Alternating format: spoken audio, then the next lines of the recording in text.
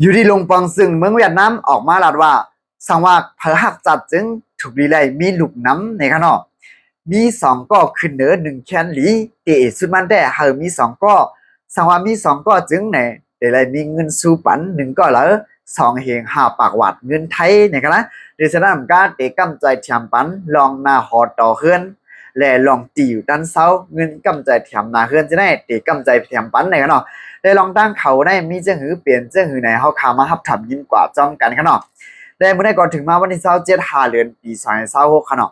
ได้หันข้องเขาเนื้อเมืองเวียดนามเขาได้ข้องเขาไทยในอ่อนกันด้วยตั้งนำตั้งลายขนาดเกี่ยวกับเรื่องลองเขาในขนาด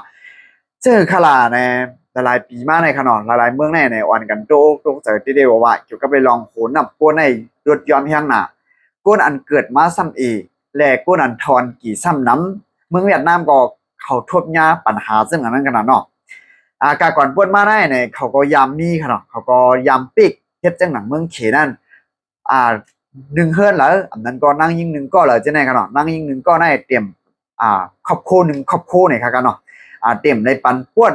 สองก็รูปร่างนั่นขนาดเนาะเขาก็ยำปิกมาเขาดัง60 ปีก็ว่าโคก้นเขาได้ลดย้อมเพียงหนาอาลาแลเนี่ยเขาก็โตโอกโตเจอเต้กำไรซ้ำเนี่ยขึ้นอย่างไรขึ้นอย่างขนาดเพิ่มมีลูกสองก็ขึ้นเนือจึงเนี่ยแต่มีเงินสู้ปันหนึ่งก็หลายในเนี่ยเขาได้ปันสองเฮงห้าปากหวานเงินไทยเนี่ยเพราะนับเป็นเงินไทยนั่นขนาดนะอันเป็นสมาป่นสองก็ขึ้นเนือก็จึงเนี่ยอำว่าที่อยู่ด้านเศร้าหลายสังเงินกำใจเทียมมาเฮือนจะได้หลายสังเนี่ยอาจจะได้ปกป้องส่วนในส่วนเป็นลูกอันจะได้หลายสังเนี่ยเขาจะได้ตีกำเทียมปันเนี่ยนะครับเนาะแต่เลยว่าลุงปองซึ่งเมื่อเปิดได้ก็เลยว่าพูดหันตั้งอย่าผิดได้ว่านั่นขนาดนะเพราะว่าเจ้าเมียเนี่ยก็เปิ้นเอาปุ่นพรฟ้านั่นขนาดเนาะก็กว่า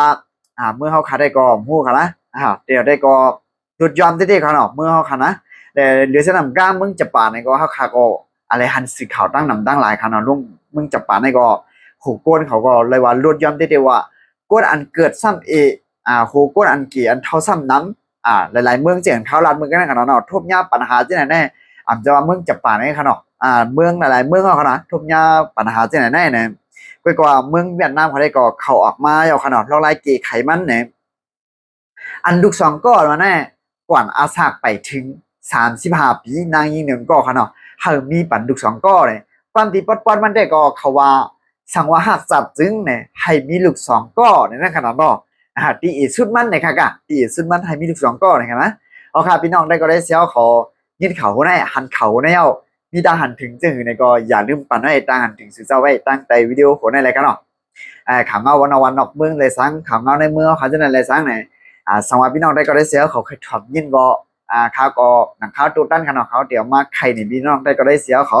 คือเกาไว้ใจเรื่อยๆและไว้ใจยาวๆเสียทอมเขาต้องกันบางทีบางเต้าข้าวเต็มตัดนั่นขนาดเนาะและข้าวก็เต็มผมมีขยำเต็มผมมีขยำตัดมันเนี่ยก็อะไรไว้ใจอย่าจะยาวเลยถอดยินกว่ากันค่ะเนาะเอาละหน่อยสึงดังบนตั้งเสียงค่ะ